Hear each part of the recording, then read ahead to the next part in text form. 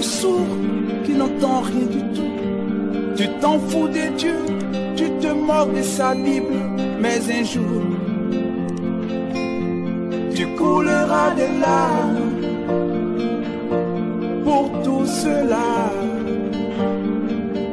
Tu vas couler des larmes.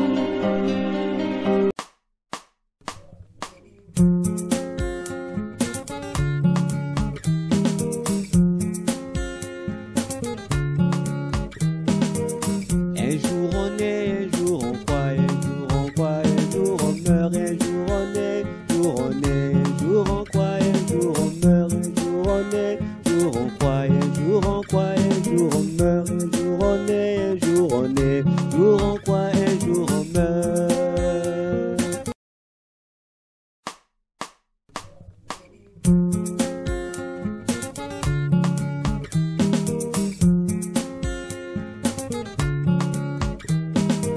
Un jour on est, un jour on croit, un jour on croit, un jour on meurt,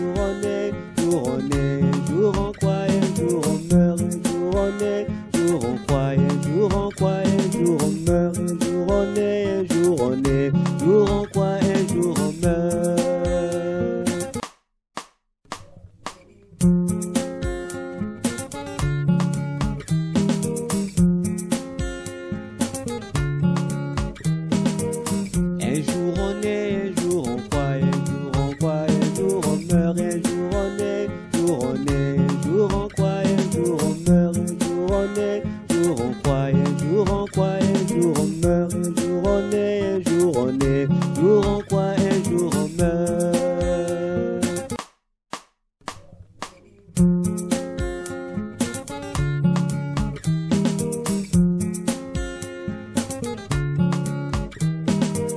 Un jour on est, un jour on croit, un jour on croit, un jour on meurt, un jour on est, un jour on est, un jour on croit, un jour on meurt, un jour on est, un jour on croit, un jour on croit, un jour on meurt, un jour on est, un jour on est, un jour on croit, un jour on meurt.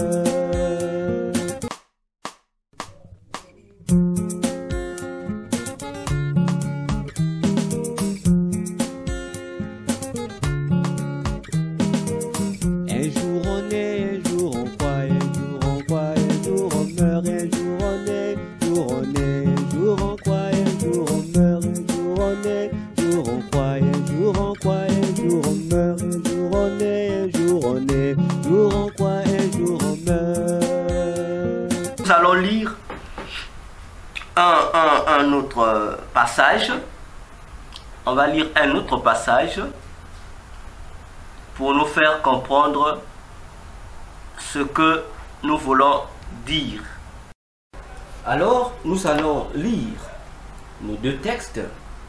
Nous allons commencer par Romains 13. Romains 13, nous allons considérer du verset 11 au verset 14. Je prends ma version David Martin. Lisons la parole du Seigneur. Romains 13, du 11e au 14e verset. L'apôtre Paul exhorte, il écrit: même vu la saison, parce qu'il est déjà temps de nous réveiller du sommeil, car maintenant le salut est plus près de nous que lorsque nous avons cru. Vous comprenez déjà ici, l'apôtre Paul interpelle les chrétiens. L'apôtre Paul lance ici une forte sensibilisation du réveil spirituel à l'égard des chrétiens de cette deuxième partie de l'église de la troisième phase, c'est-à-dire l'église, je ne cesse de le répéter, qui verra l'enlèvement de l'église. Il dit, ce n'est plus le temps, vu la saison, vu le temps actuel, il dit, ce n'est plus le temps de dormir, mais de se réveiller du sommeil spirituel. Et il ajoute un élément nécessaire, il dit, parce que le salut est plus près de nous que lorsque nous avons cru. Bien-aimés, frères, sœurs, faisons attention. Vous savez, dans la première phase de l'Église, qui concerne les gens de l'Ancien Testament, l'apôtre Pierre le dit dans 1 Pierre que les gens de l'Ancien Testament ont eu à faire des investigations. Ils ont salué le salut de loin. Ils l'ont vu de loin. Vous imaginez? Et les gens de la seconde phase, qui sont les gens de la Pentecôte, le salut par rapport à ces gens et à ceux de l'Ancien Testament, ceux de la Pentecôte étaient plus proches du salut par rapport à eux. Cependant, entre les gens de la seconde phase et ceux de nous aujourd'hui, le salut est plus près de nous par rapport à eux. Attention, le salut est plus près. Pourquoi? C'est pour dire que nous allons à la fin du privilège temporel qui a été donné à l'Église. Le temps de l'Église est presque à sa fin. Ainsi, Paul poursuit sa lecture. Il dit: la nuit est passée et le jour est approché. Rejetons donc les œuvres de ténèbres et soyons revêtus des armes de lumière. Vous pouvez continuer jusqu'au verset 14. Mais ce qui m'intéresse ici, Paul nous rassure encore, comme je venais de le dire, que la nuit est dépassée. Autrement dit, la nuit est déjà avancée et que maintenant, le jour, c'est-à-dire le matin, n'est plus loin à faire son apparition. Église du Seigneur, sensibilisons-nous, faisons attention, parce que nous sommes les ouvriers de la 11e heure. Après nous viendra une période qui n'aura rien à voir avec l'Église corps de Christ. Car Paul informe encore ici que le matin n'est plus loin. Or, nous l'avons dit au début que Jésus est le soleil. Et c'est le matin que le soleil accomplit ses tâches. Donc, si le matin s'approche, le matin qui s'approche nous prophétise le second retour physique de Jésus en Israël en faveur du salut des Juifs. Attention. Cependant, quant au retour de Jésus pour son Église, toute la Bible confirme que ce salut, ce retour plutôt de Jésus, aura bel et bien lieu avant le matin.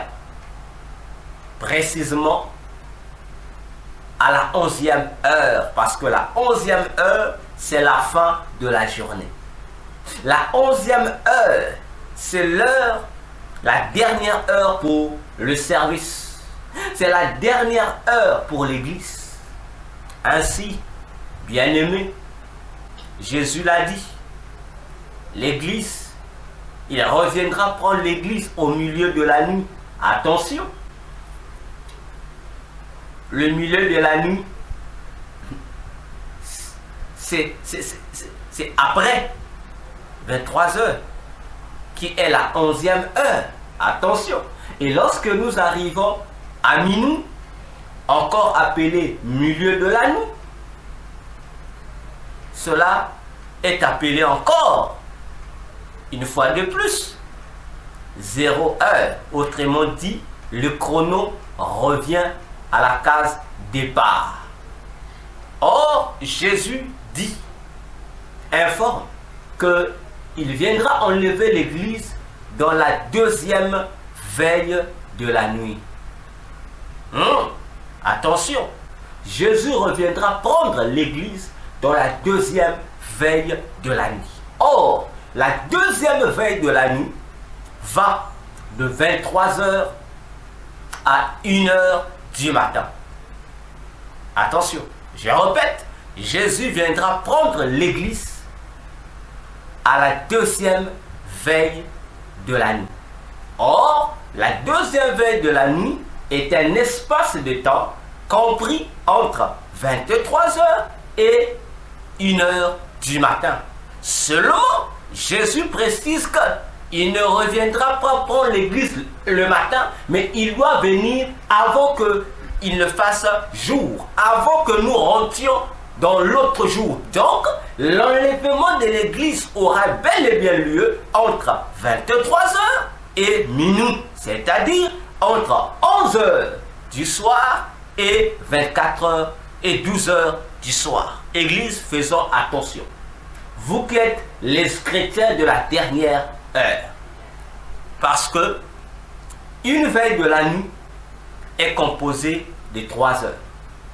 La première veille de la nuit commence de 19h, on a 19h à 20h, 20h à 21h et 21h à 23h. Ce sont ces 3 heures qui forment une veille de la nuit. Et la deuxième veille de la nuit commence de 22h à 23h, de 23h à minuit, de minuit à 1h du matin. Alors, l'apôtre Paul avait déjà informé que les chrétiens de la seconde partie de la troisième phase de l'Église sont ceux-là qui verront le retour de Jésus. Prenons notre deuxième passage dans 1 Jean, chapitre 1, le verset 18. 1 Jean, chapitre 1, le verset 18.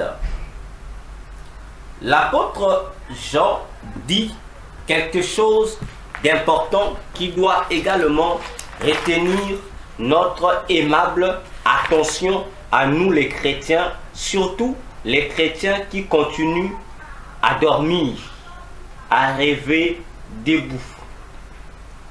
Il dit ceci, l'apôtre Jean, 1 Jean, chapitre 1, plutôt 1 Jean, chapitre 2, le verset 18. Il dit, petits enfants, c'est la dernière heure, et comme vous avez appris qu'un antéchrist vient, il y a maintenant plusieurs antéchrists. Par là, nous connaissons que c'est la dernière heure. Voilà encore l'apôtre Jean qui confirme que nous sommes à la dernière heure. Nous sommes l'église du dernier temps christique sur la terre. Je rappelle ici que l'église, plutôt l'apôtre Jean, est en train d'écrire ses lettres en l'an 90, précisément en l'an 94 après Jésus-Christ. Imaginons, il écrit ces choses pour nous sensibiliser, nous informer que les chrétiens actuels, vous êtes la génération qui verra l'enlèvement de l'Église. Alors, bien-aimés dans le Seigneur, vous remarquerez ici un élément important.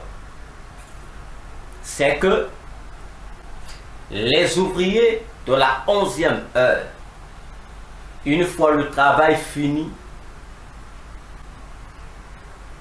ils sont passés à l'étape des récompenses. Or, la Bible nous dit, une fois que l'enlèvement de l'Église aura lieu, l'Église passera au tribunal de Christ afin de recevoir les récompenses en vertu du travail ecclésiastique que chaque chrétien participant de l'enlèvement de l'Église a eu à accomplir sur la terre pour le royaume des cieux. Et c'est là, force est de comprendre, puisque nous sommes tard la nuit, puisque l'église que vous et moi sommes, que vous et moi constituons, sommes dans nos derniers temps, dans une nuit enfoncée qui n'est qu'à quelques mètres du matin. Bien-aimés dans le Seigneur, la nourriture que nous devons prendre, qui convient à notre nutrition spirituelle, c'est le souper. Alors, bien-aimé dans le Seigneur, toi qui m'écoutes, fais attention. Jésus revient. Je dis, Jésus revient parce que minuit, c'est 0 heure, n'est-ce pas? La dernière heure du jour, c'est 23 heures. Et je l'ai dit dans mes différentes émissions que l'heure de l'église avait pris fin. L'heure de l'église avait pris fin. Là, nous sommes actuellement en train de passer une période que j'appelle souvent la patience de Dieu. Une période que j'appelle souvent la prolongation. Le Seigneur, par son amour, avait bloqué le chronomètre pour son retour pour la dite cause. Et depuis 2023, le chrono a repris sa course pour nous dire, faisons attention. Bientôt, l'aiguille de l'horloge du ciel va atteindre minuit, le milieu de la nuit, et voilà, le Seigneur reviendra tout à coup. Alors, que les chrétiens que nous sommes puissent prendre conscience. Il n'y a plus de temps. Oui, il n'y a plus de temps. Alors, bien-aimés dans le Seigneur, j'ai voulu donner cette précision pour nous amener à comprendre le rapport qui existe entre ce que la crise spirituelle qui a eu lieu dans les années passées en République démocratique du Congo, autrefois appelée le Zaïre, par rapport à nous, tel que l'énonce notre thème, l'Église future face à la crise spirituelle du passé. Écrit par la main du Seigneur sur cette pancarte. Attention. Et à cela, nous devions prendre énormément conscience. Parce que, vous savez, lorsque la main apparaît pour écrire, la main annonce dans la Bible, lorsque la main de Dieu sort visiblement pour écrire quelque chose, j'ai fait un constat, une remarque personnelle, c'est que cette main, le contenu de ces écrits annonce la chute de quelqu'un, annonce la déchéance d'un royaume. Attention, dans Daniel 5, je pense, lorsque la main est apparue dans le vide, la main de l'Éternel a écrit sur le mur, ça a annoncé la déchéance du royaume de Babylone et la chute du roi babylonien. Attention, je dis attention. Et là aussi, dans cette vision, la main aussi, la même main a écrit 1996. Et en dessous, on a ajouté 2025, 2026, 2 points. Et il a été mentionné l'obscurité. Bien-aimés, cela doit nous interpeller. Cela, je dis encore, doit nous interpeller individuellement et collectivement. Parce que le temps prophétique de l'Église est sérieux. Je dis bien sérieux. Ce temps est sérieux. Oui, ce temps est sérieux. L'obscurité sur la RDC. Alors, en méditant sur ces songes, pour comprendre le rapport de cette crise qui a frappé hier le Zaïre par rapport à son impact dans l'église du futur, j'ai médité et le Seigneur m'a répondu. Ainsi, j'ai compris que le Seigneur nous informe que dans ces années-là, qu'il y a eu bel et bien chute et déchéance de cette nation qui est le Zaïre. Je suis né en 1990 et 1996, j'avais quelque chose de 6 ans. Alors, bien-aimés, vous qui êtes plus âgés que moi, vous, les gens de cette époque du Zaïre, n'avez-vous pas vu la chute d'un roi et la déchéance d'une nation? À moins que je ne sois le seul à avoir des yeux pour voir les choses qui doivent être vues, les choses que le Seigneur a exposées au su et au vu de tous.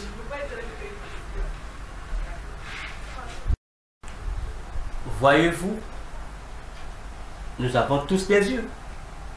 Alors, quel rapport y a-t-il entre cette crise de l'ancien Zaïre avec 2025 et 2026, ce qui attendrait l'Église du futur?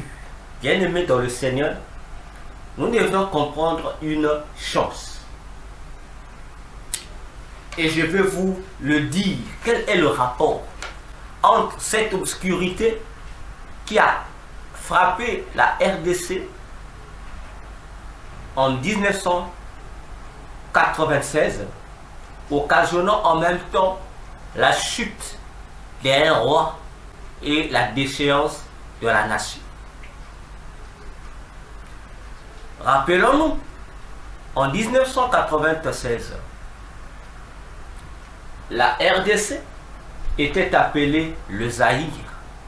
Et le Zaïre avait non plus un président, mais il avait désormais un roi. C'est un président, mais qui ne voulait plus être président, mais qui s'était auto-proclamé, auto-imposé roi du Zaïre. Attention. Je dis attention. Alors, ce roi d'Isaïe avait commis, je dirais, une bonne maladresse. On n'est pas dire une mauvaise maladresse, mais une bonne maladresse. Laquelle? Celle d'avoir eu à faire un pacte avec le monde des ténèbres. Simplement pour pouvoir s'imposer éternellement au pouvoir, d'une part, et d'autre part, celle de faire régner dans ce qui devrait devenir son royaume une paix, de sorte que pendant tous les longs de son règne ou de ses règnes, qu'il n'y ait aucun trouble. Et l'élément qui a occasionné cette prise de décision de ce roi, qui s'appelait Mobutu Sese Seko, c'était quoi? C'était l'interminable guerre de l'Est de la RDC. La même guerre qui a commencé depuis cette époque des indépendances du Zaïre et qui perdure jusqu'à aujourd'hui, la même guerre de l'Est. Mobutu avait dit une phrase. Les vieux connaissent cette phrase. D'ailleurs, cette phrase a été déclarée devant le public, devant les médias. Mobutu avait dit, si il est question que pour que cette guerre prenne fin, pour que le Zaïre retrouve sa paix, que j'aille faire un pacte avec le diable, je le ferai. Il avait dit, c'est pas aux yeux de, c'est pas caché. Mais cet homme, lorsqu'il parlait, il ne s'est pas limité aux simples mots, mais il est arrivé jusqu'à accomplir ces mots-là, à poser des actes. Et il est allé faire son pacte avec le monde des ténèbres.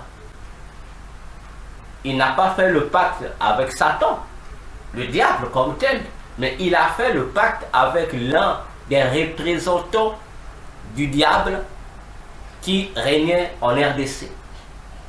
Une des divinités sataniques, une des principautés, une déesse qu'on appelait de son vrai nom Zaïna, qui par magie est devenue Zaïre. Oui, vous avez tout compris.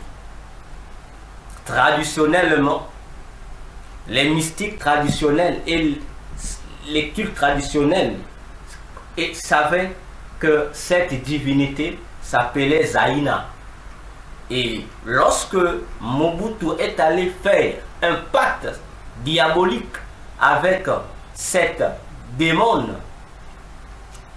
pour obtenir tout le pouvoir, pour avoir une influence sur tout le pays, que personne ne puisse lui tenir tête, en contrepartie, il lui avait été demandé de vendre le pays à ce démon Zaïna.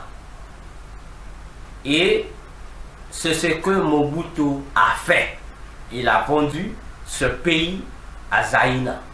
Raison de plus pour lui, Mobutu, de changer le nom du pays pour lui donner le nom de Zaïre. Comme pour dire, c'est le pays de la déesse Zaïna. Et voilà, à partir de cette alliance diabolique, d'autres consignes, d'autres lois avaient été données à ce président et qui devaient être respectées. Raison pour laquelle, pour accomplir toutes les clauses démoniaques de la déesse Zaïna, Mobutu était obligé de s'inventer une idéologie politique, culturelle, appelée la zaïroisation, qui avait pour socle la fameuse théorie de l'authenticité. Voyez-vous, l'authenticité, où il fallait prôner, mettre en avant les valeurs traditionnelles. Voyez-vous, les gens ont acclamé, les gens ont félicité, mais ce que les gens ne savaient pas, que la stratégie de l'authenticité et de la zaïroisation de ce pays n'était que des poudres de perlimpinpin, des illusions pour mieux soumettre la population zaïroise à la domination de Zaïna. Et c'est ce qui a eu lieu tout le long des règnes fameux éternels de Mobutu Sese Seko. Alors, bien-aimés dans le Seigneur, parmi les lois que Mobutu devrait respecter, il ne devrait pas autoriser les vrais chrétiens à s'implanter dans son pays. Il ne devrait pas laisser que l'évangélisation, la vraie, au nom de Jésus, soit répandue, vulgarisée dans le pays. Voilà pourquoi vous remarquerez que le président Mobutu, le roi du Zaïre, pendant son règne, il a laissé les églises dites traditionnelles, à l'instar de l'église des ancêtres, les églises des Noirs, l'église catholique, le protestantisme, l'armée du salut. Mais il y a une confession religieuse qu'il combattait à l'époque. Ça s'appelait les groupes de prière, qui plus tard vont porter le nom de manière figurative de église de réveil. C'était des églises bêtes noires du président roi du Zaïre, Mobutu Sese Seko. Si vous ne me croyez pas, demandez aux gens de l'époque. Je n'ai pas vécu avec eux, mais je sais ce que je suis en train de dire. Alors, il est arrivé à un moment donné, pendant ce règne de ce roi du Zaïre, qu'il puisse faillir à ses lois, parce que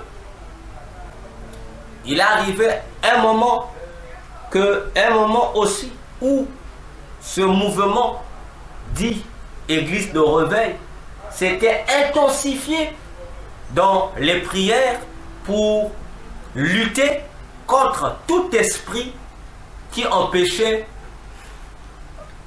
l'évangélisation dans le pays. Alors, puisque ces églises-là prenaient de plus en plus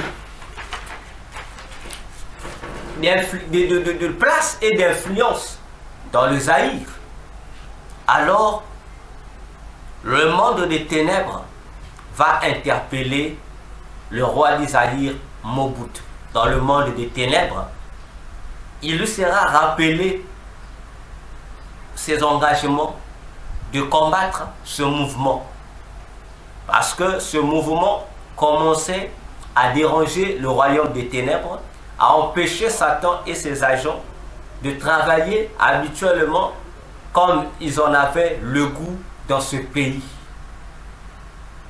Alors, il a été imposé au président Mobutu de tout faire pour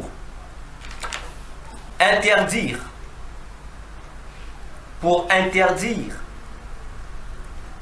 les mouvements de l'église de réveil. Deuxièmement, il lui a été demandé de sacrifier plus de 1000 chrétiens appartenant à ce mouvement d'église de réveil. S'il ne réussissait pas à accomplir ces deux lois majeures, il se verrait destitué. Je vous informe, Mobutu, après avoir conclu son pacte, non seulement qu'il fut établi roi du Zaïre par la déesse Zaïna, Mobutu fut également établi le président de tous les sorciers du Zaïre. En plus, Mobutu fut un dieu dans la secte qu'il avait fondée qu'on appelait Prima Curia. Voyez-vous, on lui a donné des statuts très élevés en RDC, dans l'RDC, l'ex-Zaïre. Imaginez-vous son ampleur. Imaginez-vous pourquoi cet homme était grand. Même les présidents américains le craignaient. Presque tous les présidents du monde entier le craignaient. Alors, réfléchissons. Cependant, le président rentre. Nous sommes en 1996. C'est là qu'on lui a donné l'ultimatum dans le monde des ténèbres. Le président s'était déjà retrouvé face à une guérilla ecclésiastique forte que déclenchait le mouvement des églises de Ravenne.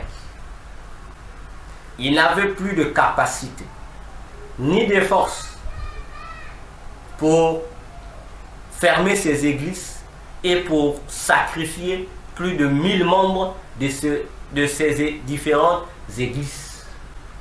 Et voilà comment, par rapport au délai qui lui a été donné,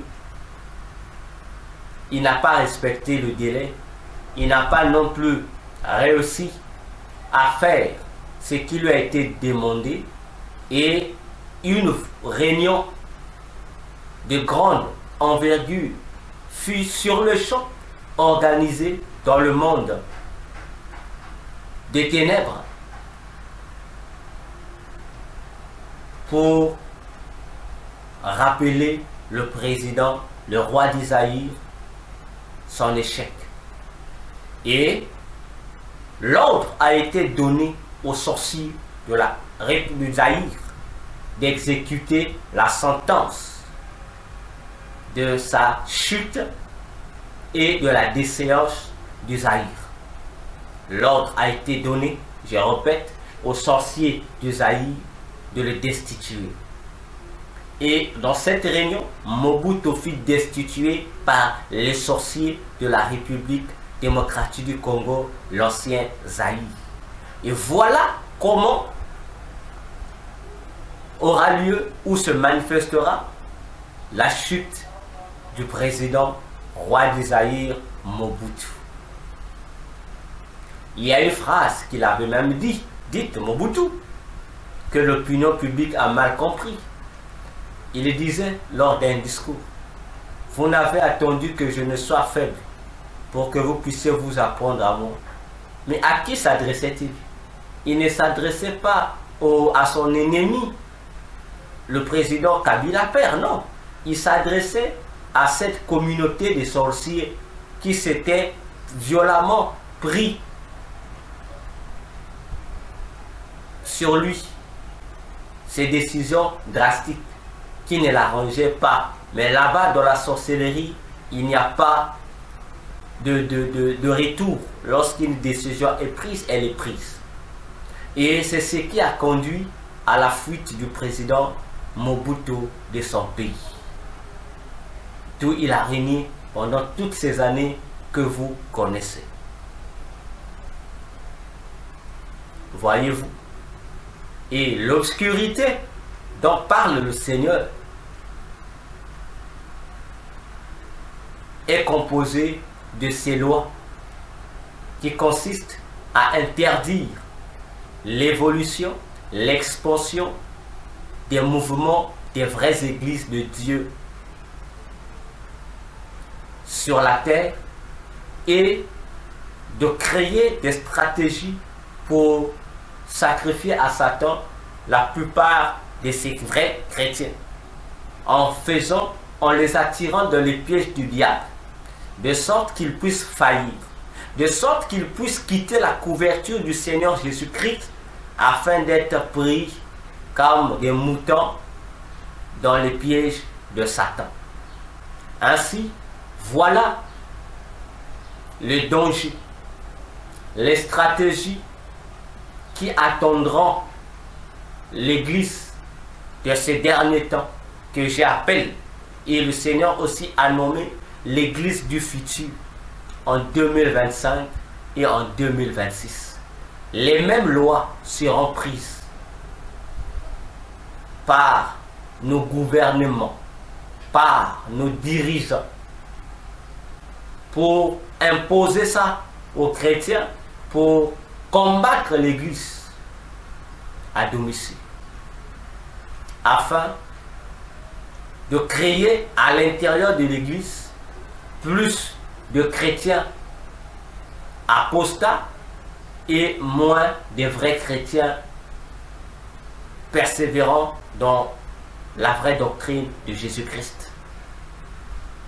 Alors, l'obscurité sur la RDC, ce mouvement d'obscurité, ces stratégies vont commencer là-bas en République démocratique du Congo.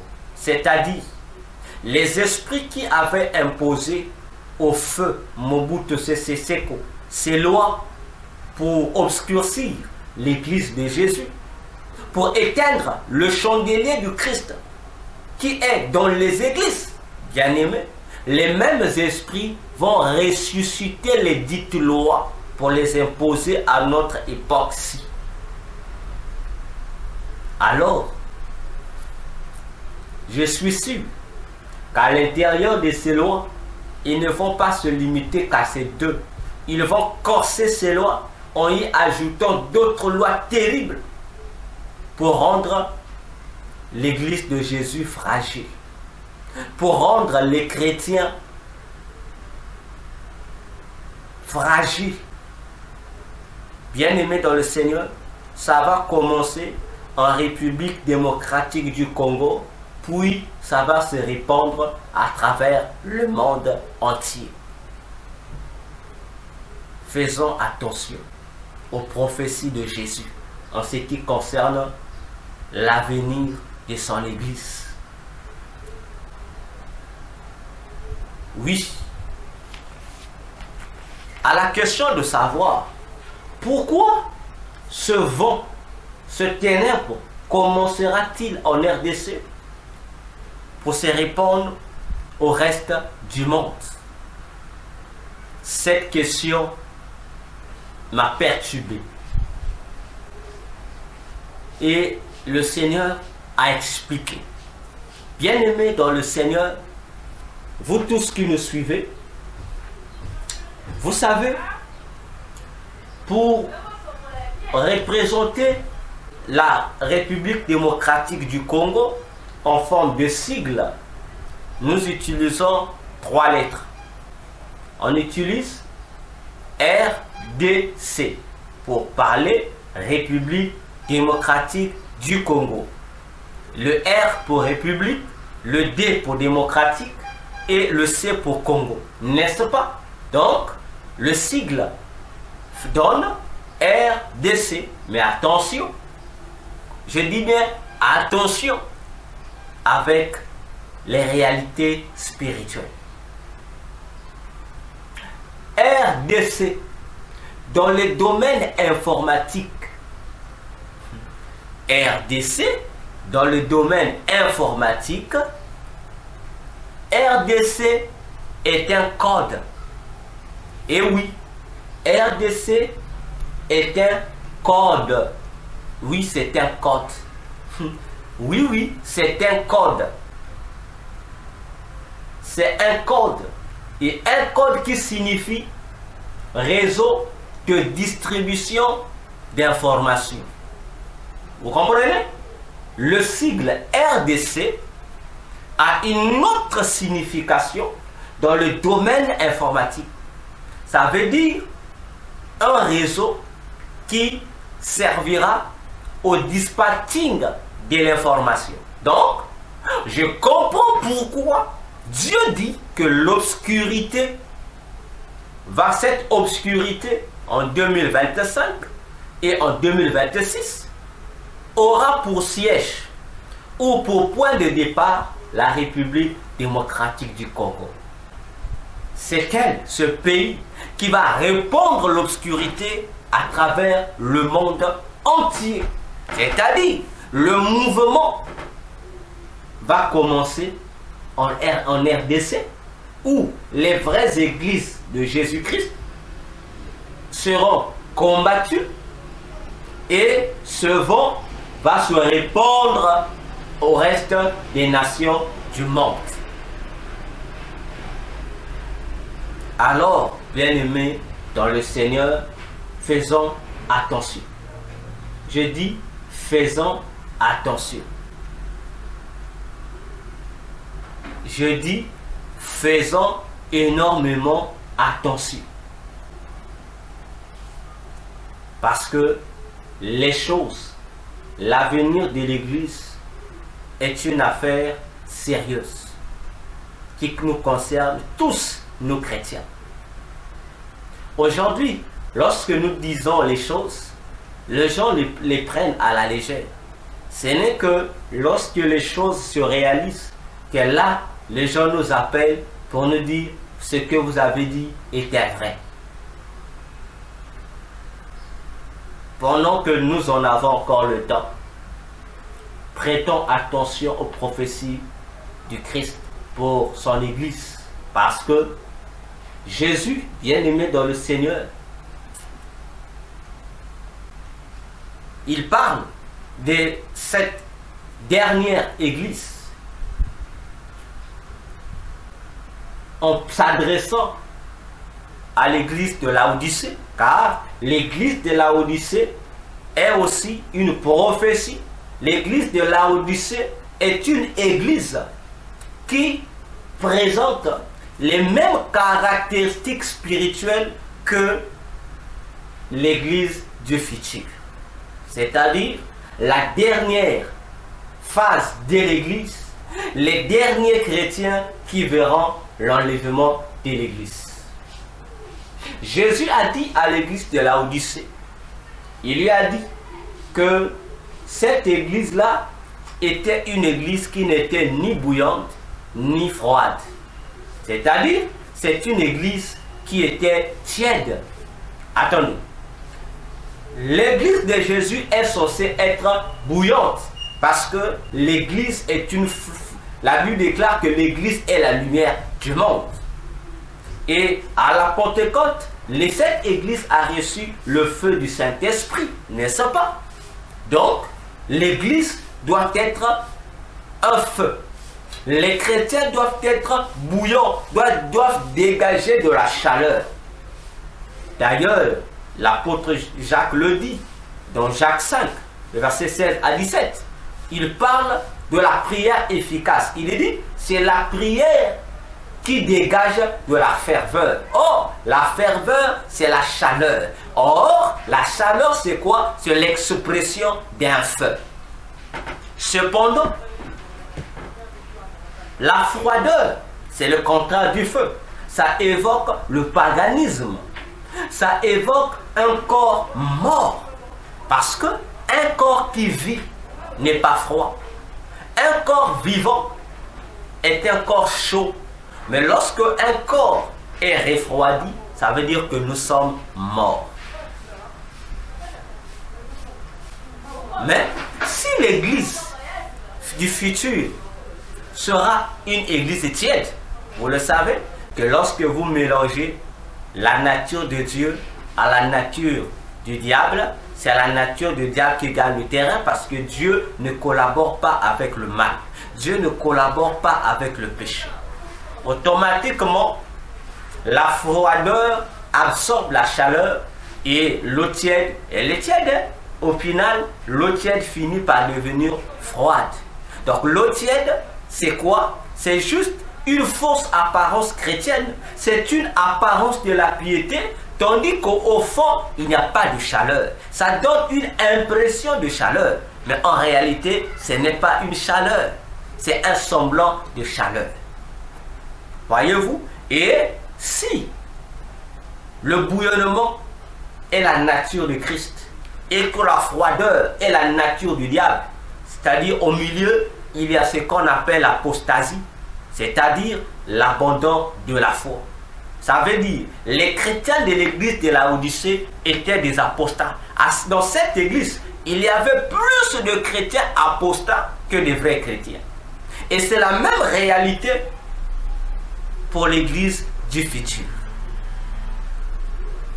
En 2022, j'ai dit, lorsque le Seigneur m'avait donné la révélation sur les événements de 2023, rappelez-vous de l'agenda satanique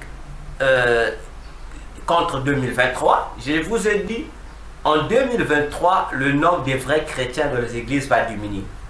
N'est-ce pas? N'est-ce pas? Je vous ai encore dit en 2023. En 2024 aussi, ça va encore diminuer dans les églises. Et en 2025 et 2026, ça sera pire. Nous aurons dans l'église plus de chrétiens charnels, des païens, des chrétiens qui vont retourner dans le monde, et nous aurons moins de vrais chrétiens dans les églises. Parce que l'obscurité va s'abattre sur les églises. Les chrétiens du futur seront plus tièdes que bouillants. Voyez-vous, ce sera l'identité de ces chrétiens. C'est pourquoi Jésus a dit à cette église de Laodicée que puisque tu es tiède, je vais te vomir. Et oui, c'est-à-dire, je vais te rejeter. Attention, il dit, je vais te vomir. Il va rejeter cette église. Pourquoi Jésus parle de vomir? Comme s'il voulait nous informer que cette église était un aliment. N'est-ce pas? C'est-à-dire, il y a un élément qui va représenter ou qui représente chaque église de Jésus dans la bouche de Jésus. C'est-à-dire, chaque église doit présenter à Jésus un aliment qui reflète son état d'âme, c'est-à-dire la foi. Parce que Hébreu dit, Jésus-Christ est le rémunérateur de ceux qui le cherchent. Et il est également le consommateur de notre foi. Ainsi, lorsque Jésus va goûter à la foi de l'église de Laodicée, cette foi étant le résultat de son état d'âme, cette foi aura les mêmes caractéristiques que cet état d'âme. Et puisque Jésus doit consommer notre foi, en consommant la foi de cette église, la tiédeur ne sera pas compatible avec la bouche de Jésus.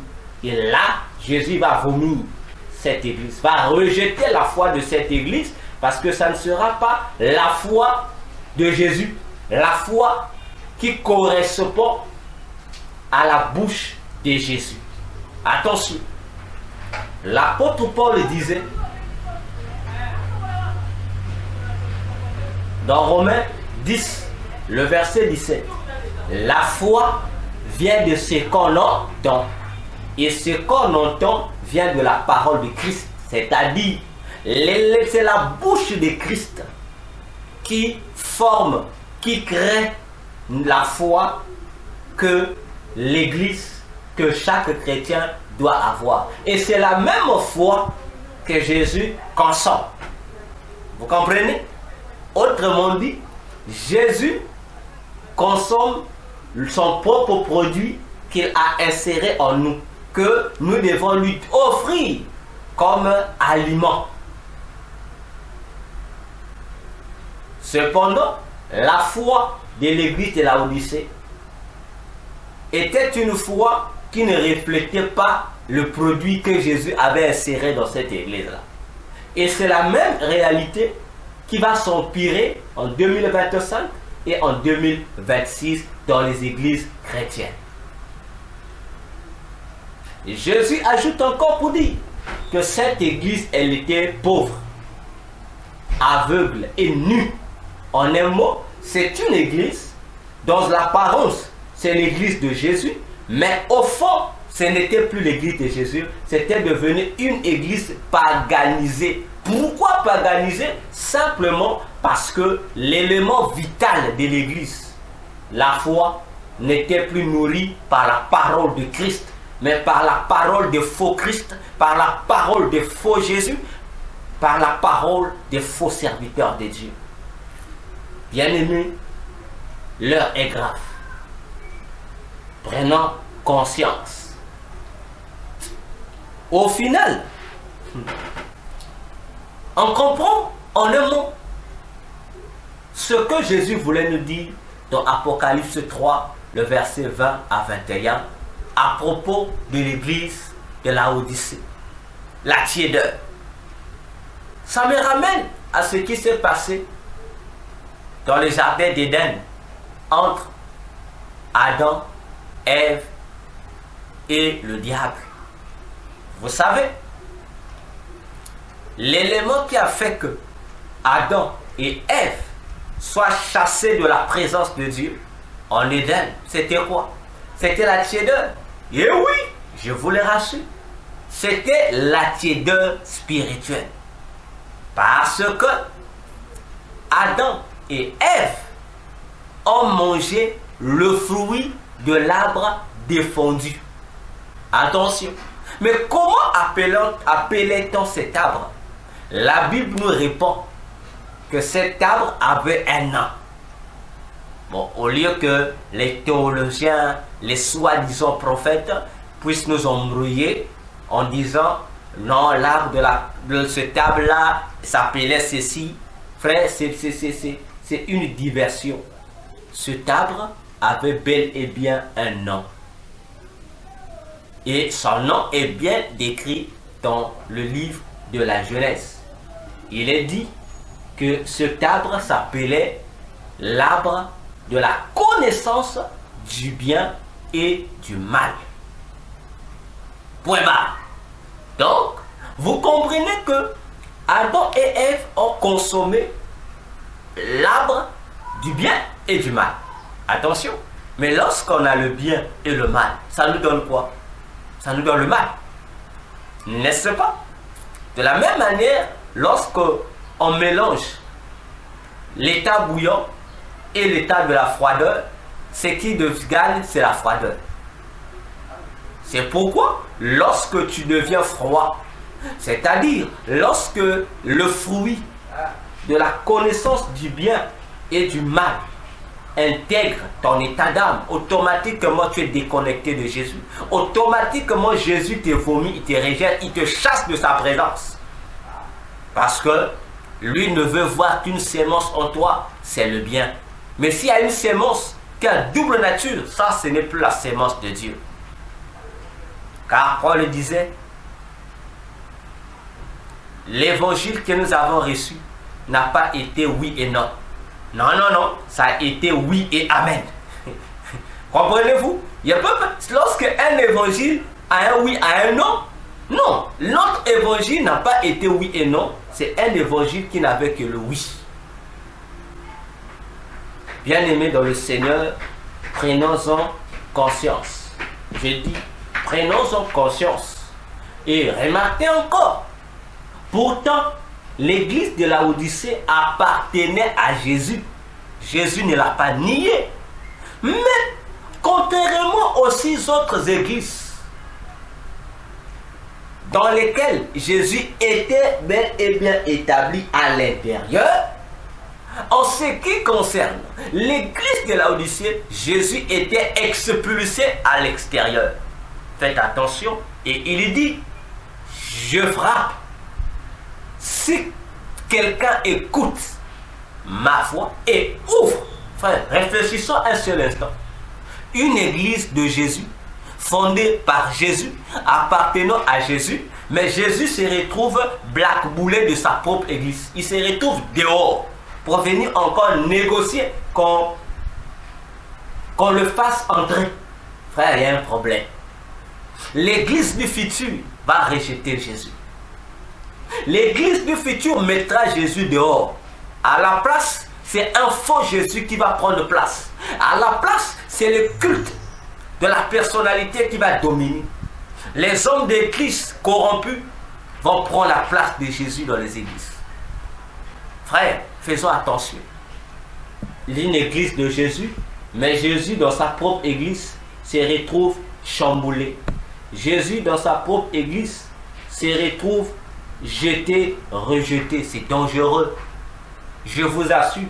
Et ça fait mal. Et lorsque Jésus parle, il utilise deux clés. Il dit, il faut, celui qui écoutera, entendra. Il y a le verbe entendre et en second lieu, il y a le verbe ouvrir. Donc, pour que les chrétiens du futur puissent garder la foi chrétienne, ils doivent écouter et non seulement écouter, ouvrir, donner à Jésus l'opportunité d'entrer dans leur vie, de souper avec eux et eux avec lui. Parce que plusieurs chrétiens aujourd'hui aiment entendre, ils aiment écouter la voix de Jésus, mais ils n'aiment pas appliquer l'ordre que cette voix leur donne pour que Jésus puisse régner véritablement dans leur cœur, dans leur vie. Oui, oui, je vous assure, contemplez les églises autour de vous. Regardez par vous-même, à moins que vous n'ayez pas des yeux pour voir. Alors, bien-aimés dans le Seigneur, cela doit vous amener à réfléchir. Cela doit vous amener à réfléchir. Parce que, bien-aimés, en 2025-2026, parmi les objectifs de l'obscurité que le diable va envoyer sur les églises de Dieu, les églises de Jésus, bien-aimés, l'interdiction du vrai culte va s'imposer au profit des faux cultes. La chasse contre les vrais chrétiens sera déclenchée et toutes les autres stratégies qui vont s'en suivre n'auront qu'une seule mission, un seul but, celui d'éteindre, de détruire la foi des chrétiens. Parce que c'est la foi, cette foi véritable qui vient du Christ, insérée dans les chrétiens, qui est la clé pour permettre aux chrétiens d'avoir part à l'enlèvement de l'Église. Oui, je le répète, l'enlèvement de l'Église est une question de la véritable foi en Jésus. C'est pourquoi Jésus disait, bien-aimé dans le Seigneur, lorsque le Fils de l'homme reviendra sur la terre, trouverait-il la foi sur la terre? Cette déclaration de Christ doit fortement nous interpeller chaque jour. Il dit, lorsque lui reviendra dans ce monde, trouvera-t-il la foi sur la terre? Oh, toute la Bible nous rassure. Il n'y a que le chrétien qui possède la foi. Donc, honnêtement, Jésus disait, lorsque je reviendrai prendre mon église, viendrai-je trouver mes chrétiens, mon peuple, dans ma foi? La réponse, nous les connaissons. Jésus l'a répondu également.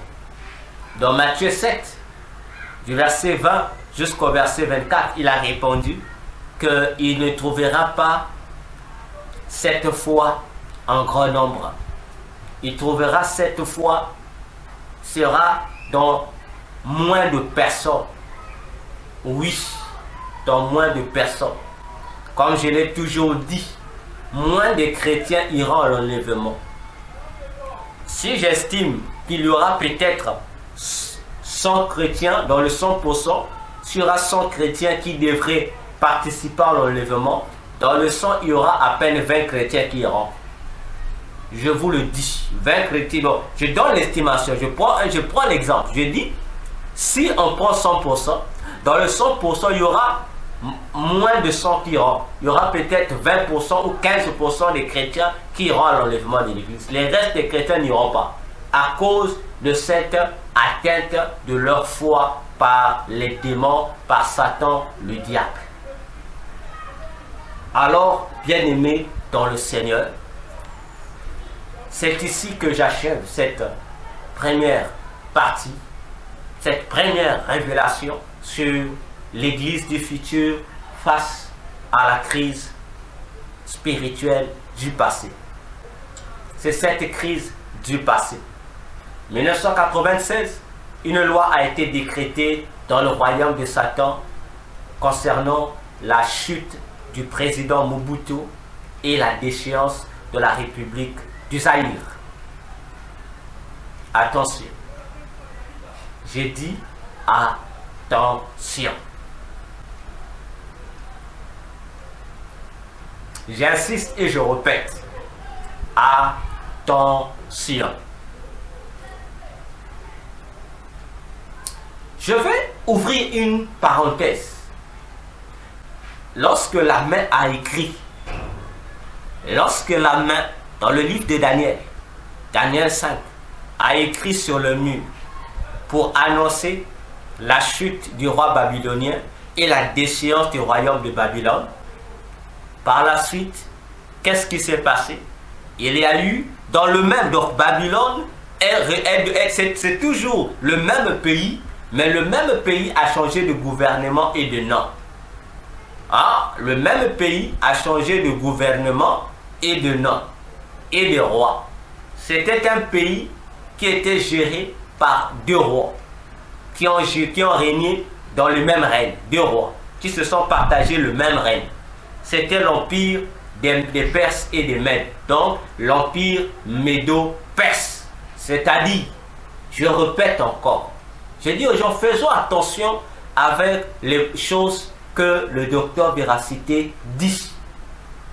Je répète, je parle ici de la République démocratique du Congo. Je dis bien. Daniel 5 dit, relate, lorsque le roi de Babylone a chuté et son royaume, l'empire de Babylone, a été déchu, le même pays a été changé de nom, s'est vu changer de nom et s'est vu changer de roi. Retenez ça bien. Le roi qui est venu là, les rois qui sont venus ont régné, c'était deux rois qui ont régné dans le même règne. Et le nom que porta désormais Babylone, sans pour autant que le nom Babylone soit effacé. Mais il a reçu un nouveau nom en surplus. On l'appelait l'empire médo-perse. C'est-à-dire un empire géré par deux rois.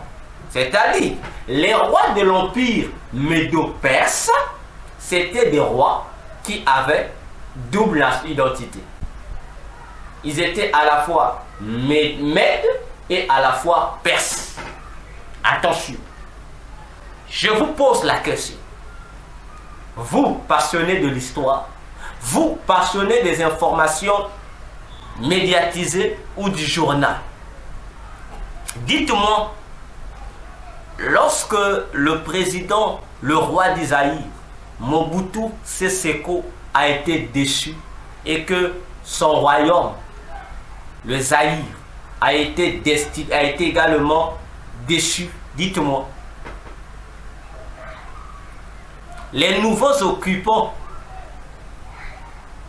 du Zaïre ont-ils gardé le nom Zaïre? Réfléchissez. Ils n'ont pas gardé le nom Zaïre, n'est-ce pas? Mais le nom Zaïre est resté toujours au fil parmi les noms. Mais il a porté un nouveau nom, n'est-ce pas?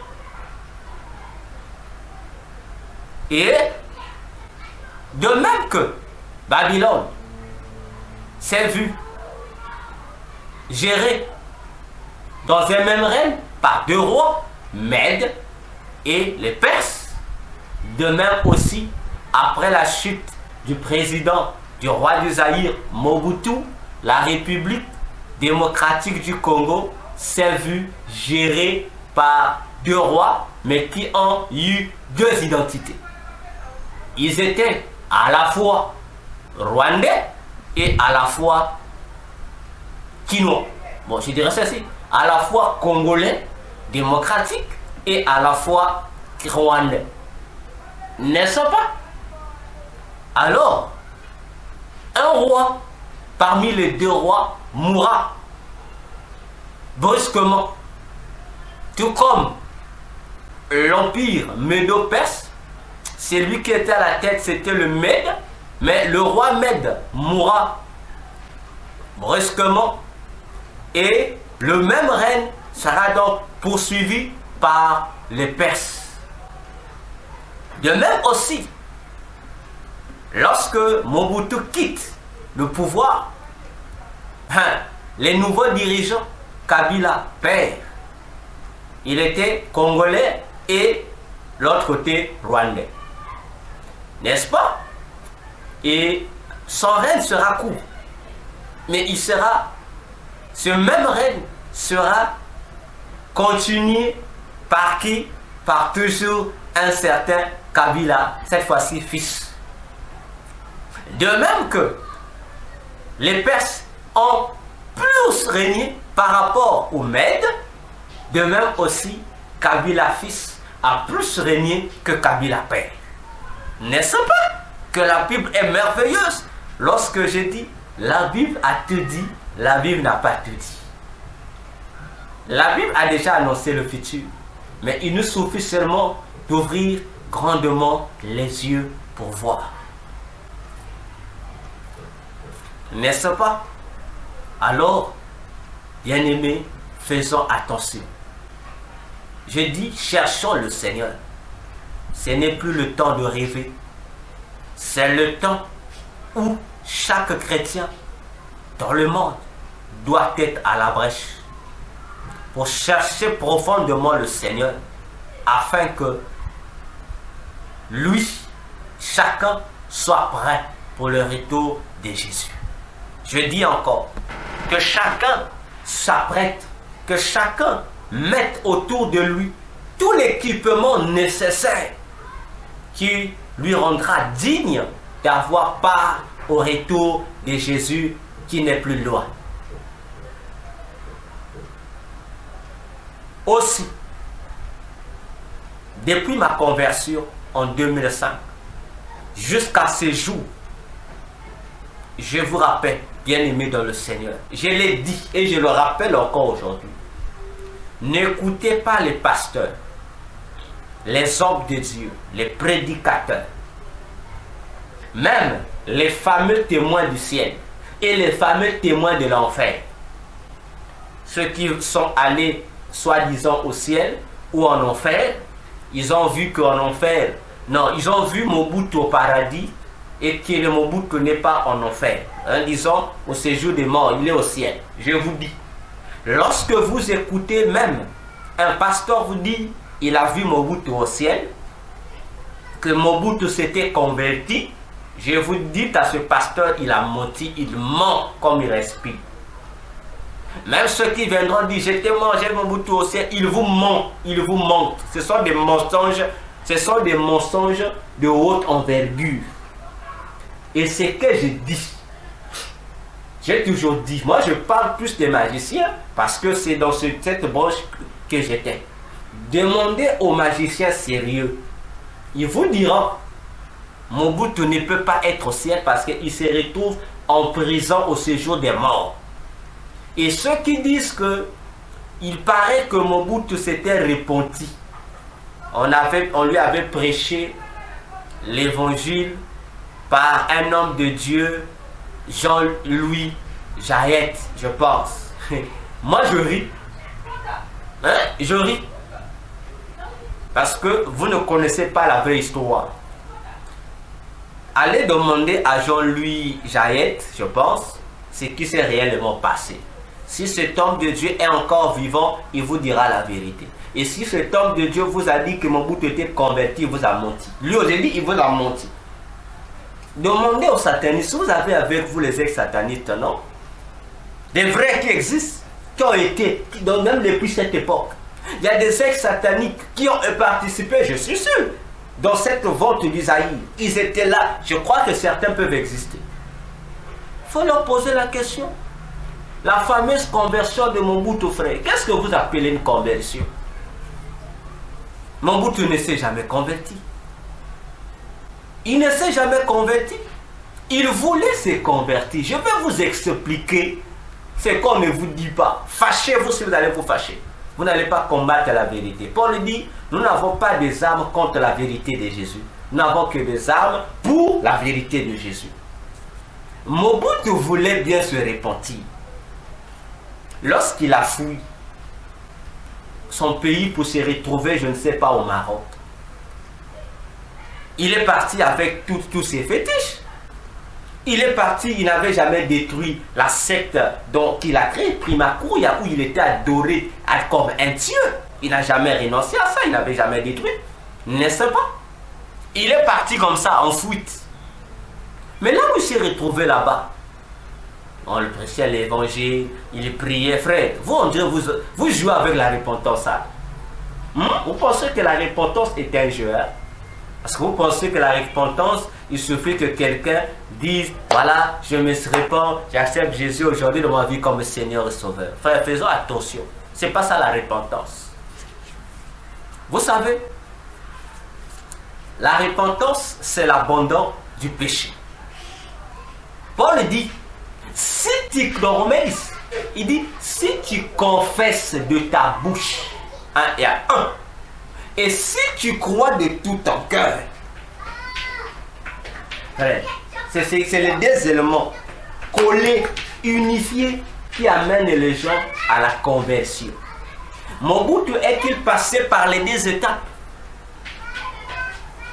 Mobutu avait-il confessé les différents péchés qu'il a commis, l'occultisme qu'il a pratiqué, les gens qu'il a initiés dans l'occultisme? S'était-il repenti de ça? Avait-il accepté dans son cœur Jésus comme Seigneur Sauveur? C'est là le problème de Mobutu. Il voulait bien se repentir, mais étant donné que toutes ces puissances mystiques étaient encore en lui, étant donné que Mobutu n'avait jamais renoncé à son occultisme, à ses fétiches, donc en lui il y avait encore tous ces démons en lui. Donc il était encore tout fait un temple des démons. Mais il voulait bien se repentir. Ce qui lui a manqué, c'est qu'il n'a pas confessé et il n'a pas renoncé. Alors, un jour, peut-être qu'on ne vous le dira pas, mais demandez aux magiciens qui vont vous dire cette vérité. Un jour, pendant qu'il a pris la décision, suivez-moi bien, pendant qu'il a pris la décision de tout abandonner maintenant, de donner sa vie à Christ, sa femme qui était avec elle lui a dit, tu veux te repentir? Toi, regarde, tu es un Dieu. Il y a des gens qui t'adorent. Parce que Mobutu avait atteint une dimension que tu pouvais l'invoquer chez toi, il apparaît. Hein? Tu l'invoques, il apparaît. Je ferme la parenthèse. Il dit, mais la femme, c'est ta femme à lui. J'ai dit, cette femme à lui, je pense que je ne sais pas si elle est morte, mais je suis sûr qu'elle est encore vivante, cette femme-là. Il lui a dit, toi, tu as initié les gens dans les pratiques bizarres. Regarde toute la gloire que tu as. Vas-tu accepter de suivre Jésus, de t'humilier, de perdre toute cette gloire, de perdre toute cette influence que tu as, toi, un Dieu? Il dit non. Il dit, ceux que tu as initiés vont te dominer. Ils seront au-dessus de toi. Donc, sa femme lui a lavé le cerveau.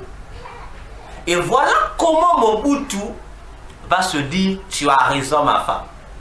Et voilà comment Mobutu refusera de renoncer à ses pactes occultes pour garder sa gloire. Et la mort est venue le trouver dans cet état. Et dès qu'il meurt, les démons du séjour de mort sont venus le prendre et l'ont mis en prison. son âme est en prison au séjour de mort et Mobutu ira au feu éternel. Et s'il y a un soi-disant Mobutu au ciel, dites à celui qui vous dira ça, il a menti, c'est un menteur. C'est pourquoi je vous dis toujours, on me dit que le docteur Véracité, tu es compliqué. Je vous dis toujours, il y a des témoignages que j'écoute ici sur le ciel, en fait, ça me fait rire. Parce que pour moi, c'est des scénarios, c'est des théâtres. Voyez-vous, c'est des théâtres, c'est des scénarios que les gens viennent vous raconter. Mobutu est mort sataniste et il ne peut pas être au ciel. Demandez à Jean-Louis Jayet, le pasteur soi-disant qui faisait le suivi de Mobutu. Il faut lui demander, il faisait quel suivi? Où ils ont voulu tromper le public, où lui connaissait que Mobutu n'était pas converti, mais il a fait fuiter soit une fausse information, ou soit c'est le poste de Mobutu qu'on a voulu gagner. Comme aujourd'hui dans le monde, tout mort qui meurt, il devient une bonne personne. Même s'il avait tué des gens, même s'il était mauvais, le monde païen fait de lui toujours une bonne personne. C'est devenu une mentalité sorcière qu'on a imposée aujourd'hui au monde. Voyez-vous, la même erreur qu'a commise le roi d'Isaïr, Mobutu, Sese Seko, est la même qu'a commis le chanteur ivoirien, le créateur du coupé décalé, Dougouré Stéphane, connu sous le nom de Doug Saga. C'est la même erreur que Doug Saga également a commise. Au lieu de donner la vie à Jésus, les mauvais conseillers sont venus les dérouter encore pour les leur en péché. Et lorsque la mort vient te trouver en tant que sataniste ou en tant que païen, sache-le que tu n'auras plus droit au ciel. Le ciel est éternellement bloqué pour toi, mon frère, ma soeur. Pour te dire, toi qui auras cette opportunité de m'écouter, si tu n'étais jamais repenti sincèrement, l'opportunité t'est donnée aujourd'hui. À l'instant même où tu m'écoutes, n'attends pas demain. Ne laisse pas quelques minutes passer. Maintenant que tu m'écoutes, prends l'engagement de confesser ton péché à Jésus. Prends l'engagement de renoncer à tes péchés. Et prends l'engagement de dire à Jésus-Christ, de la Bible, d'entrer dans ta vie. Et tu seras enfant de Dieu. Parce que dans les minutes qui suivent, tu ne sais pas ce qui pourra t'arriver. Peut-être la mort pourra te rencontrer. Et si tu meurs, païen, frère, sœur, si tu mourais en tant que chrétien, apostat, oh, sache-le, la Bible dit, ton état dans le séjour de mort sera pire par rapport à celui du païen. Alors, bien-aimés, préparons-nous à affronter le pire qui nous attend en 2025 et en 2026. Le docteur Véracité, messager de Jésus, a parlé. J'ai dit, j'ai parlé. Je vous ai donné la première révélation que le Seigneur m'a donnée. Alors, je répète comme a dit le Seigneur Jésus d'Apocalypse, que celui qui a des oreilles pour entendre ce que l'Esprit de Jésus dit aux églises. Donc voilà, nous avons fini. Lorsque vous réécouterez, s'il y a des questions, je pense qu'on prend rendez-vous pour le samedi, même heure. Nous serons là pour la deuxième partie. Et s'il y a des questions, bien sûr, concernant cette première partie, nous allons commencer par ces questions. Et ensuite, nous allons entamer notre deuxième partie. On va entamer notre deuxième partie avec le songe sur Titanic. C'est beau. C'est beau. Non, Titanic, c'était un, je sais pas si c'est un navire. C'était gros, c'était un beau navire. C'est beau. C'est beau. L'homme de Dieu, l'évangéliste, fait déjà les recherches sur Titanic. fais les recherches sur Titanic. On en aura besoin. Tu vas nous expliquer. On en aura besoin.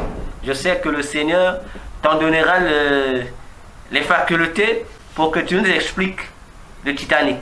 Parce que ça te concerne aussi. Nous, ça nous concerne petit seulement. Toi, ça te concerne gros. Donc, fais déjà les recherches sur Titanic.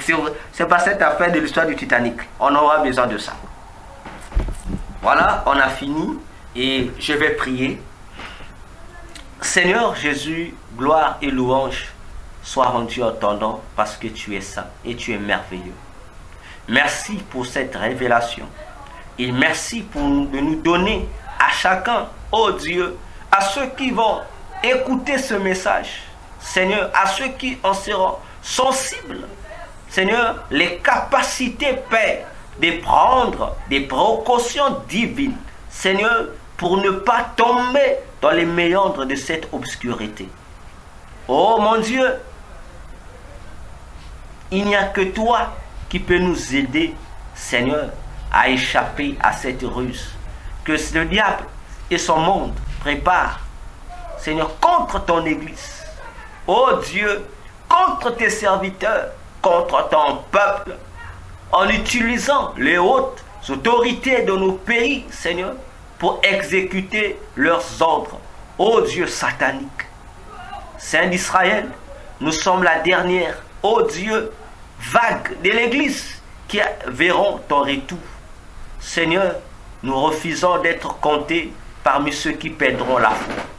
Car Paul le dit dans Hébreu, nous ne sommes pas de ceux qui reculent pour se perdre. Non, Seigneur, mais nous sommes de ceux qui persévéreront, Seigneur, jusqu'à ce que tu viennes. Persécution, ô Dieu. Tribulation, Seigneur.